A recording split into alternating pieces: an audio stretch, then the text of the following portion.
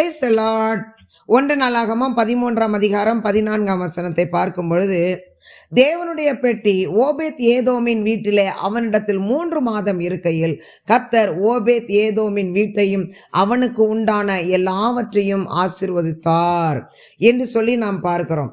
தேவனுடைய பெட்டி என்று சொல்லப்படுவது இஸ்ரவேல் மக்களோடு ஆண்டவராகிய கர்த்தர் உடன்படிக்கை பண்ணினதின் அடையாளமாக செய்யப்பட்ட ஒரு பெட்டி. பிரியமானவர்களே, இந்த பெட்டி விசேஷமானதாக காணப்படுகிறது.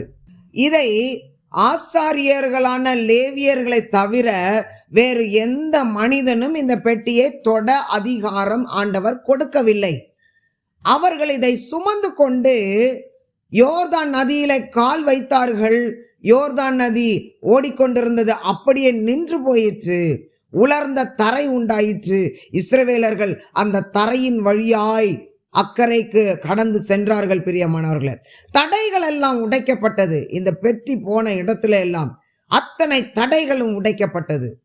இரண்டாவதாக, இந்த பெட்டி எங்கெல்லாம் சுமந்து கொண்டு செல்லப்பட்டதோ அந்த இடங்களிலே எல்லாம் இவர்கள் ஜெயத்தை தான் பார்த்தார்களே தவிர அவர்கள் தோற்று போகவில்லை. பிரியமானவர்களே, மூன்றாவதாக, இந்த உடன்படிக்கை பெட்டி எந்த இடத்திலெல்லாம் இருந்ததோ அந்த இடத்துல மனிதர்களுக்கு பெரிய ஆசீர்வாதத்தை கொடுக்கக்கூடியதாய் இருந்தது. அப்படிப்பட்ட ஒரு விசேஷமான பெட்டியாக இந்த உடன்படிக்கை பெட்டி காணப்பட்டது.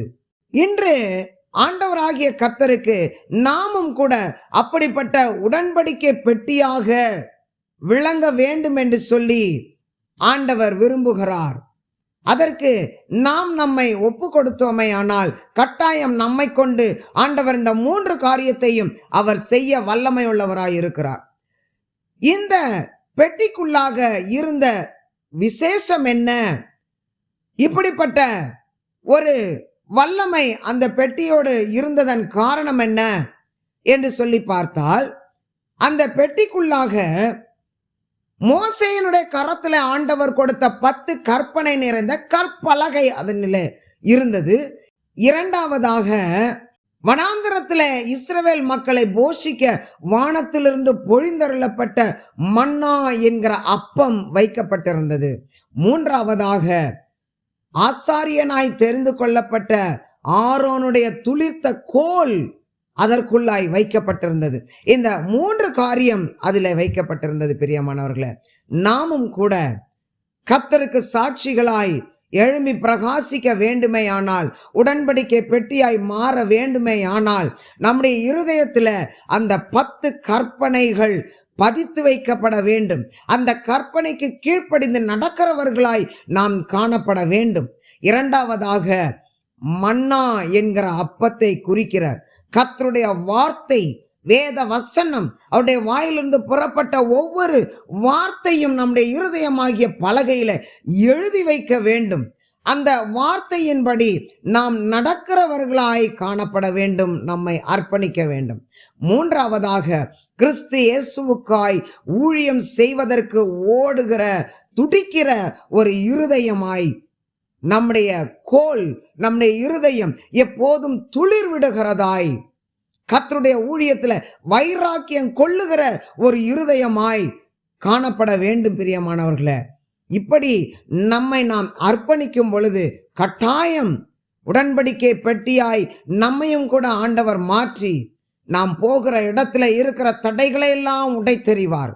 நாம் போகிற இடத்துல ஆண்டவர் எல்லா தோல்வியையும் ஜெயமாய் மாற்றுவார். நாம் இருக்கிற இடத்துல அங்குள்ள மனிதர்கள் நம்மோடு கூட கர்த்தர் இருக்கிறார் என்பதை அறிந்து கொள்வார்கள். அந்த அளவு தேவன் அவருடைய ஆசீர்வாதத்தை நாம் இருக்கிற இடத்துல அந்த ஜனங்களுக்கு கர்த்தர் கொடுப்பார். பிரியமானவர்களே, ஆனபடியினால நம்மை முழுவதும் தேவ சமூகத்துல ஒப்பு கொடுப்போம். அது மாத்திரமல்ல, இந்த உடன்படிக்கை பெட்டியை எல்லா மனிதர்களும் தொட முடியாது. கர்த்தரால் தெரிந்து கொள்ளப்பட்ட ஆசாரியர்களாகிய லேவியரை தவிர வேற ஒருவரும் அந்த பெட்டியை தொட முடியாது. ஆசாரியர்களாய் அழைக்கப்பட்டவர்களுக்கு மாத்திரமே உரிமை உண்டு.